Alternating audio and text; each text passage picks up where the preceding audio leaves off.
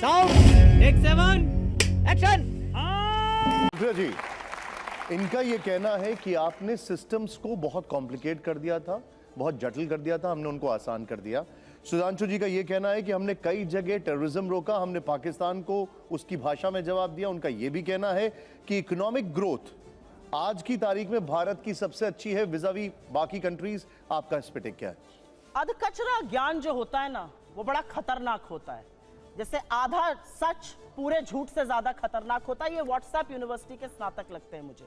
मोदी जी ने एक काम किया है, दुनिया की सबसे बड़ी फेक न्यूज फैक्ट्री बनाई है और दुनिया की सबसे बड़ी व्हाट्सएप यूनिवर्सिटी भारत में स्थापित करी है और हर चरण चुंबक उसका सदस्य है।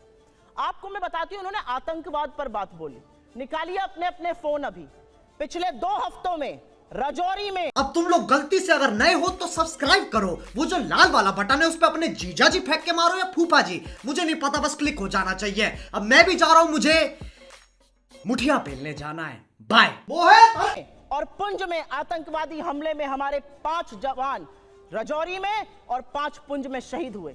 इस देश के प्रधानमंत्री के पास एक क्रिकेटर की उंगली टूट जाने पर ट्वीट करने का वक्त है, लेकिन एक वक्तव्य इस देश के गृह मंत्री का, इस देश के प्रधानमंत्री का हमारे 10 जाबाजों की शहादत पर नहीं आता। आपको क्या लगता है, आप आतंकवाद को स्वीकारेंगे नहीं, एक्सेप्ट नहीं करेंगे कि हमारे जाबाजों की शहादत हुई है तो वो बंद हो जाएगा? उन परिवारों से पूछिए, क्या उनको सम्मान और श्रद्धांजलि इस देश के प्रधानमंत्री को नहीं देनी चाहिए? आप मौन क्यों हैं? 10 जाबाजों की शहादत हुई है पिछले 2 हफ्तों में। 20 जाबाजों की शहादत हुई चीन में, वहां पे गलबैया।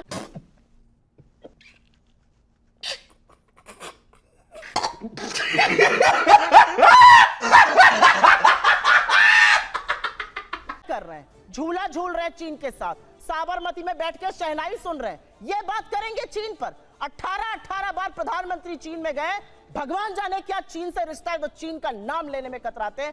क्यों डरते हैं हमारे प्रधानमंत्री चीन का नाम लेने में? यह सवाल मैं पूछती हूं, यह सवाल देश पूछता है। 20 जाबाजों की शहादत हुई है। इन्होंने कुछ बातें बोली और उन बातों को बोलने से पहले मैं एक महिला हूं, आधी आबादी की बात कर लेते हैं। यहां से मुश्किल से 10 या 15 किलोमीटर दूर पर इस देश की सबसे डेकोरेटेड, सबसे सम्मानित वो लड़कियां जिन्होंने बड़े बड़ों को पटखनी देके हम सबके सीने गर्व से चौड़े किए हैं, 1 महीने से बैठी हैं और यौन शोषण का आरोप आपके सांसद पर लगा रही हैं। आपके मुंह से एक शब्द नहीं फूटता है, एक शब्द नहीं निकलता है मोदी जी के मुंह से, एक शब्द नहीं निकलता है अमित शाह के मुंह से। क्या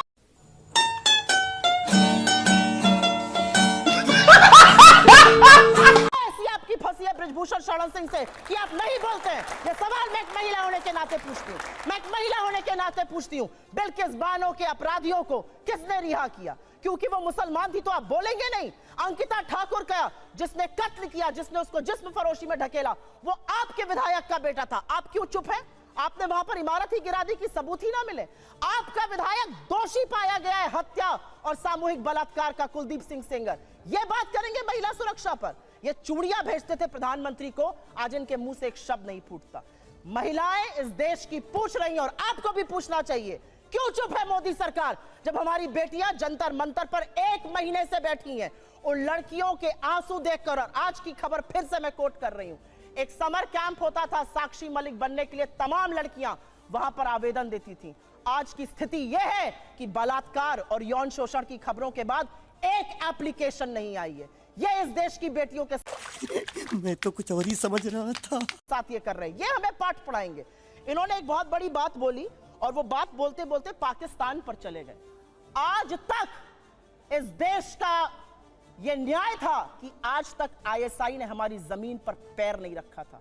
आईएसआई को पठानकोट बुलाकर आप निरीक्षण कराते हैं, लाहौर आप चले जाते हैं लपके हुए, भगवान जाने सेवई खाने या बिरयानी खाने, और सवाल हमसे आप पूछिएगा।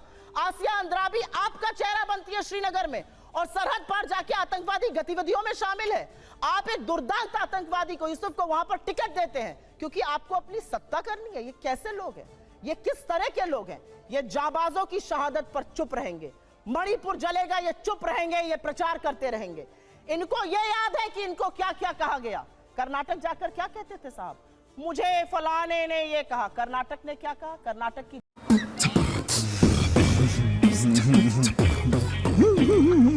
जनता ने कहा मुद्दे है बेरोजगारी, मुद्दे हैं महंगाई और मुद्दा है भ्रष्टाचार। अगर उस पर बात होगी तो हम बात करेंगे, नहीं तो विपक्ष में बिठाने का आपको काम करेंगे। साहब हिमाचल गए थे, हार गए, कर्नाटक गए, हार गए, और ये विश्वगुरु बने फिरते हैं। इनकी बातें सुन लीजिए तो भारत शायद 1947 में ही आजाद हुआ हो, के बाद अब 2014 में आजाद हो गया हो। मेरा अपना मानना है कि कुछ बातें जब समझ में नहीं आती है उसको नहीं बार बार बोलना चाहिए। मैंने आपको एक बार पहले भी शो पे समझाया है। हम मैन्युफैक्चरिंग कर रहे हैं मोबाइल की, जी नहीं, हम मोबाइल फोन की असेंबली कर रहे हैं। हमारा जो इंपोर्ट का बिल बढ़ा है वो इसलिए बढ़ा है क्योंकि हम उतना पार्ट असेंबल कर रहे हैं, वैल्यू एडिशन नेगेटिव है। हमारा जो कार का एक्सपोर्ट का मार्केट था वो कम हो गया है। सच को स्वीकारिए साहब, तब आप सच का समाधान कर पाइएगा। बेरोजगारी नहीं है, महंगाई नहीं है, अडानी ने कोई महाघोटाला किया ही नहीं। तेरा बाप यहाँ छोड़कर गया था कि तेरी माँ? नहीं है, चीन है ही नहीं। जब आप आंखों पर पट्टी बांधकर शासन चलाइएगा तो देश का वो हाल होगा जो हो रहा है। मैं तो एक महिला होने के नाते एक ही सवाल पूछना चाहती हूं कि हाथरस की गुड़िया को आप 2:30 बजे जलवाएंगे, दोषी रेप में आपके विधायक पाए जाएंगे, आपके सांसद के ऊपर यौन शोषण का आरोप है, आपके विधायक का बेटा एक लड़की के कत्ल का मुलजिम पाया जाता है। आप अब महिलाओं की बात कब करिएगा? बेटी बचाओ बेटी पढ़ाओ का नारा देने वालों से यह सवाल मेरा है कि साक्षी मलिक और विनेश फोगट से आप कब मिलने जाइएगा, उसका जवाब दीजिए। जवाब दे दूं। पहली बात तो व्हाट्सएप यूनिवर्सिटी का कमाल देखिए साहब, असेंबली होती है, वैल्यू एडिशन निगेटिव हो जाता है। अरे भैया ऐसा कहीं होता है? अगर कहीं पर कोई आपको असेंबल करने को देता है तो अपना प्रोडक्ट देते तो आप उस पर सर्विस चार्ज लेकर ही बेचेंगे। $1 बिलियन का हम लोगों ने एप्पल के फोन एक्सपोर्ट किए हैं असेंबल करके ही। 25% आईफोन 14 भारत में बने हैं, इसे कहते हैं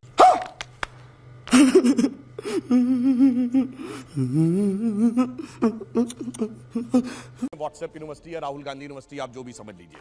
अब दूसरी बात मैं कहना चाहता हूं, दूसरी, अरे भाई आपने और आप लोग हैं भाई, हमने आतंकवाद की इतनी घटनाएं उत्तर से दक्षिण तक बता दी। अब दक्षिण कश्मीर के 4 जिलों में रह गया है, वो दिखाई नहीं पड़ा, उसके लिए इनको आंकड़े चाहिए। पर मैं कह सकता हूं हमारी सरकार के किसी नेता ने आतंकवादियों के लिए आंसू नहीं बहाए। हम ये कह सकते हैं हमारे किसी नेता ने आतंकवादियों के लिए पलक पावड़े नहीं बिछाए। संसद भवन पे हमला हुआ, जिन जाबाजों ने अपनी जान दे दी, उन्होंने, उनके परिवारों ने मेडल लौटा दिए। चूंकि अफजल गुरु को 7 साल तक सर्वोच्च न्यायालय से निर्णय होने के बाद फांसी नहीं दी रही थी, परंतु सोनिया जी की आंख में आंसू नहीं आए। बटाला हाउस के एनकाउंटर के आरोपियों के लिए आंसू आए। हमने किसी जाकिर नायक को शांति का मसीहा कहने वाले, इशरत जहां को बेटी कहने वाले, अफजल को हालात का मारा कहने वाले, हाफिज को साहब कहने वाले, मैं पागल हूं। को जी कहने वाले, बुरहान वानी को भटका नौजवान कहने वाले आतंकवाद पे भाषण दे रहे हैं। इसलिए अब महिला की बात करता हूं। बिल्किस बानो की बात ये कर रहे हैं, 14 साल वो लोग जेल में रख के आए, मुस्लिम थी इसलिए बोला। इसी पश्चिमी उत्तर प्रदेश में एक मुस्लिम महिला थी इमराना, जिसके साथ उसके ससुर ने बलात्कार किया और मौलवी ने फतवा दे दिया कि अब आज से वो अपने ससुर की पत्नी और पति की मां हो गई। और जलवाए जलाल से वो मौलवी साहब विद्यमान थे, चू नहीं बोला। ये इनका महिलाओं के प्रति सम्मान था। हमारे यहाँ किसी ने नैना साहनी को तंदूर में जलाया, छोड़िए वो सब आरोप प्रत्यारोप। मैं तो 100 बात की बात कहना चाहता हूं, वो कहां गए उन लोगों का सम्मान करते थे जिन्होंने कश्मीर वैली में लिखा, छोड़ के चले जाओ हिंदुओं से और अपनी बेटियों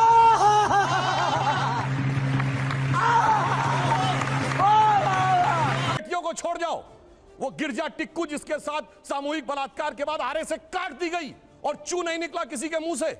वहां एक किसी महिला एक के साथ नहीं, पूरी कम्युनिटी के साथ हुआ और सब मौन साधारण किए रहे, क्योंकि वो सेकुलरिज्म का सुंदर संगीत था, उससे इनको वोट मिलने थे। कहते हैं आईएसआई भारत की धरती पे नहीं था। मैडम, आपकी सरकार के समय में रिपोर्टें हैं आईएसआई के कितने मॉड्यूल्स काम कर रहे थे, और जो आप बता रही हैं वो कहानी तो बहुत पुरानी हो गई। उसके बाद तो जो ठुकाई हुई कहां, उरी में, जो कुछ हुआ बालाकोट में, उसके बाद Imran Khan as prime minister of Pakistan बोले पाकिस्तान की नेशनल असेंबली में, जो हिंदुस्तान ने किया है बालाकोट में उससे ज्यादा कुछ खौफनाक ये लोग करना चाह रहे हैं। आप ये सोचिए, आप शांति के कबूतर उड़ाते थे और हमने बाज उड़ाए हैं गुरु गोविंद सिंह जी की तरह। और आपने लास्ट में कहा शायद देश 1947 में 2014 में नहीं, आप 47 से मानते हैं। ये राष्ट्र सनातन है, चिरंतन है, 1947 में पैदा हुआ नहीं है। इसीलिए इस राष्ट्र को कोई अपने को फादर कहने लगता है, कोई क्रिएटर कहने लगता है। फिर से आ गए रे बाबा, इधर जहर खाने का पैसा नहीं है, तू जा रे जा। कोई राष्ट्र का निर्माता कहने लगता है। ये राष्ट्र वो है। अब लास्ट में एक बात कहता हूं, कर्नाटक बात कही, बिल्कुल अच्छी बात है, पर मैं पूछना चाहता हूं, कर्नाटक में चुनाव परिणाम आए, हम हारे और ये जीते, पर पूछना चाहता हूं, राहुल गांधी जी ने जाकर ये कहा था कि इंडिया में डेमोक्रेसी ऑलमोस्ट खत्म हो गई है, सारे संस्थान अब काम नहीं कर पा रहे हैं। तो मैं पूछना चाहता हूं, 2 सुप्रीम कोर्ट के जजमेंट आए जो आपने कहा आपके पक्ष में आए, उसके बाद अब इलेक्शन कमीशन सही है कि नहीं, ईवीएम सही है कि नहीं, आप डेमोक्रेसी से जीते हैं कि नहीं कर्नाटक में? मेरा मानना है कि अगर हम ईमानदारी से स्वीकार करते हैं हम कर्नाटक में हारे हैं, कांग्रेस को ईमानदारी से क्षमा मांगनी चाहिए कि आगे से हम अपने राजनीतिक हित के लिए विदेश की धरती से जाकर कभी इस देश को बदनाम करने की कोशिश नहीं करेंगे। और पुनः मैं कहना चाहता हूं, आज मैं विनम्रता से और चुनौती से पूछता हूं,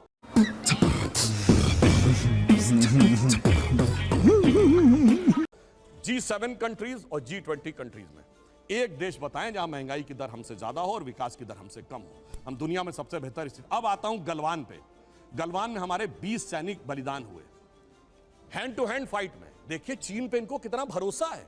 आप प्रैक्टिकली सोचिए, गोली नहीं चली, हाथ की लड़ाई में 20 लोग मारे गए, उधर से एक को घायल नहीं हुआ। यह होती है व्हाट्सएप यूनिवर्सिटी या राहुल गांधी से प्रेरित बुद्धि। ऐसा हो सकता है क्या?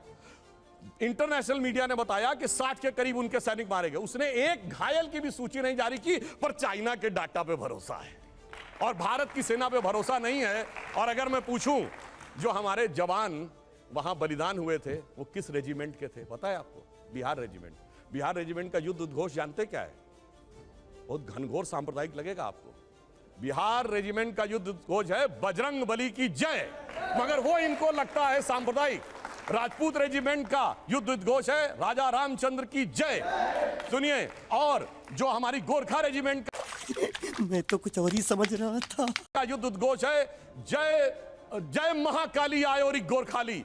मगर अफसोस है कि भारत की ऊर्जा ओजस्विता के सारे प्रतीकों को सांप्रदायिक कह कह के आपने उनको भोथरा करने का प्रयास किया। और कर्नाटक में आज क्या हुआ? इनके राष्ट्रीय अध्यक्ष के बेटे आज ही बोले, कहे हम सांप्रदायिक संगठनों को नहीं वो करेंगे और आरएसएस को भी हम बख्शेंगे नहीं। अरे भाई, बड़े मियां तो बड़े मियां, छोटे मियां सुभान अल्लाह। और मैं इनसे विनम्रता से पूछता हूं, अब आप अपना वादा निभाइए। आपने कहा था हम 6% मुस्लिमों का आरक्षण देंगे, मुस्लिम आरक्षण देके दिखाइए। सुधांशु जी एक बात दूसरा मैं पूछ रहा हूं, एक सेकंड प्रतिबंध लगा के राइट टू रिस्पॉन्ड। हाँ बिल्कुल आप करिए। मैं एक आप ही का एक सवाल को उन्होंने जवाब नहीं दिया, मैं ले लूं 1 मिनट फिर आपके पास आना हूं। उन्होंने पहलवानों का जिक्र किया और तेरा बाप यहाँ छोड़कर गया था कि तेरी माँ? उसको उन्होंने महिलाओं से जोड़ा। बजाओ ताली, पहलवान बैठे 1 महीने से, बजाओ ताली। ये यहाँ देश पर की बेटियां न्याय मांग रही हैं, बजाइए ताली। सुप्रिया जी बजाइए। नहीं, मैं तो जनता से पूछना चाहती हूँ, देश मेरा की सवाल बेटियां ये न्याय है, मांग रही हैं, क्या तो निर्लज्ज ताली बजा रहे हो और बजाओ ताली, क्योंकि उसमें से कोई सवाल तुम्हारी ये बेटी और बहन जनता पे निकल काहे हो वो रही सकती भाई? है। अरे बोलना चाहिए, सुधांशु जी एक उस महिला पर होकर तो बोलूंगी ना। उसके लिहाज आप तो से कट गए कुछ क्वेश्चन से। आपकी सरकार आपने क्या बताया कर राम रही जी है? जगत बनाएंगे। ये सरकार के सामने एक चुनौती है। ये एक ऐसा इशू है जो कि बहुत आगे बढ़ रहा है और एक ऐसा इशू है जो कि सेटल डाउन नहीं हो रहा है। हाँ मैं बताता हूं, इसकी तो जांच हो रही है, जांच कोर्ट के भी निर्देश पे हो रही है और इंडियन ओलंपिक एसोसिएशन भी कर रही है, उसका इंतजार नहीं है। मगर ये बताइए, केरल में जो लड़कियां पकड़कर धर्मांतरण करके जिहादी बनाने के लिए ले जाई जा रही हैं, वो तो फेक स्टोरी है। महिला सम्मान सब गायब, वहां पे महिला सम्मान गायब। और यहां जो जांच हो रही है कोर्ट के निर्देश में हो रही है, उसका इंतजार नहीं करना है और ताली बजाना है और वहां कहना जब